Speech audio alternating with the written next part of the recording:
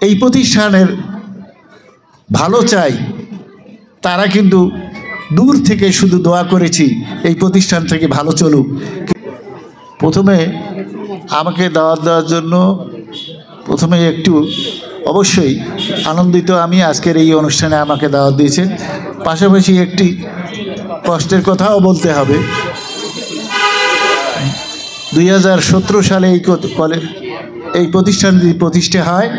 সর্বপ্রথম এবারেই প্রথম আহ্বান দাওয়াত দেওয়া হয়েছে।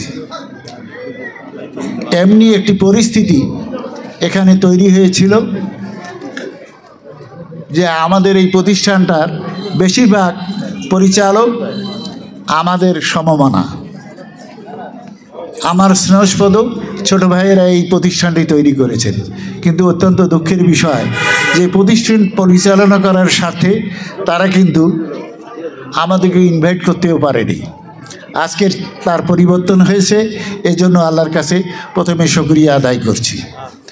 আমাদের মতো যারা এই প্রতিষ্ঠানের ভালো চাই তারা কিন্তু দূর থেকে শুধু দোয়া করেছি এই প্রতিষ্ঠান থেকে ভালো চলুক, কিন্তু কাছে এসে মোবারকবাদ জানাতে পারিনি। আমি মনে করি আমরা আগে শুনতাম যে অত্যন্ত অজপাড়াগায় এই ধরনের কোনো প্রতিষ্ঠান চলতে পারে না। যখন শুরু হয় তখন কিন্তু আলোচনা করেছে আমার স্নেহস্পত সেলিম এবং শফিকুল, এগুলো আলোচনা করেছে। তা বলেছে যে করো, শিবগ্রামের মতো জায়গায় যদি একটি স্কুল প্রতিষ্ঠা করে, সুন্দরগঞ্জের মতো যে অজপাড়াগায় শিবগ্রামের মতো একটা প্রতিষ্ঠান করে কিন্তু সারা বৃহত্তর রংপুর বিভাগের মধ্যে একটা সুনাম ছড়িয়ে পড়েছে।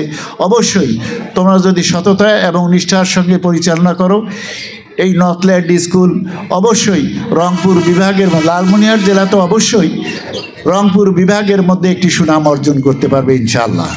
তার ধারাবাহিকতা কিন্তু আজকে আস্তে আস্তে শুরু হয়েছে। আমরা এই জেলার মধ্যে প্রথম হয়েছি ইনশাআল্লাহ।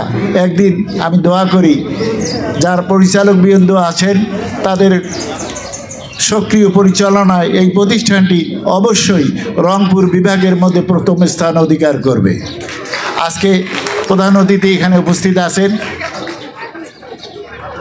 তাকে নিয়েই আমি কথা বলতে চাই। এই প্রতিষ্ঠানটির জায়গা অত্যন্ত কম,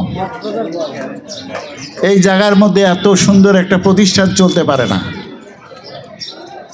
আমার যারা পরিচালকবৃন্দ আছে তাদের প্রতি অনুরোধ থাকবে আপনারা চেষ্টা করেন বাইরে কোথাও একটু ভালো পরিবেশে জায়গা নিয়ে বেশি করে, যাতে অন্তত বেশি ছাত্রছাত্রী পড়তে পারে সেই ধরনের জায়গার সংস্থা করে এই প্রতিষ্ঠানটি আগামী দিনে যেন রংপুর বিভাগের মধ্যে একটি জায়গা করে নিতে পারে সেই ধরনের পরিকল্পনা করে আগাবেন। এবং আমার আজকের প্রধান অতিথি সাহেবকে অনুরোধ করব উনি যেন এই দিক থেকে শুধু দৃষ্টি রাখেন এবং নিজে ওনাদের সহযোগিতা করেন, এই আশা রেখে এই প্রতিষ্ঠানটির উজ্জ্বল ভবিষ্যৎ কামনা করে আমি আমার বক্তব্য শেষ করছি।